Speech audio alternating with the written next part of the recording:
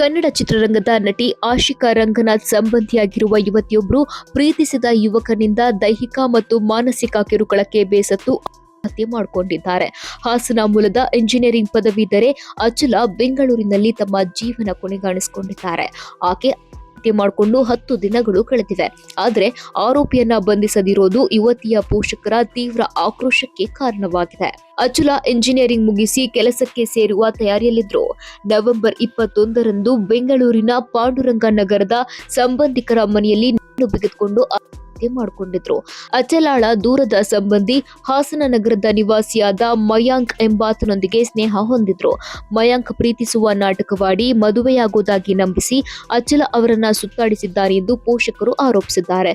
ಅಲ್ಲದೆ ಮದುವೆಗೂ ಮುನ್ನವೇ ದೈಹಿಕ ಸಂಬಂಧಕ್ಕೆ ಪದೇ ಪದೇ ಪೀಡಿಸಿದ್ದ, ಅದಕ್ಕೆ ಒಪ್ಪದಿದ್ದಕ್ಕೆ ಕಿರುಕುಳ ನೀಡಿದ್ದಾನೆ.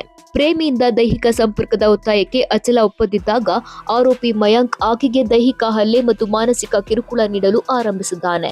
ಈತ ಡ್ರಗ್ ಅಡಿಕ್ಟ್ ಕೂಡ ಆಗಿದ್ದ ಎಂದು ಆರೋಪಿಸಲಾಗಿದೆ. ಪದೇ ಪದೇ ಫೋನ್ ಮಾಡಿ ಕಿರುಕುಳ ನೀಡುತ್ತಿದ್ದರಿಂದಲೇ ಮಗಳು ಆತ್ಮಹತ್ಯೆ ಮಾಡಿಕೊಂಡಿದ್ದಾಳಂತೆ.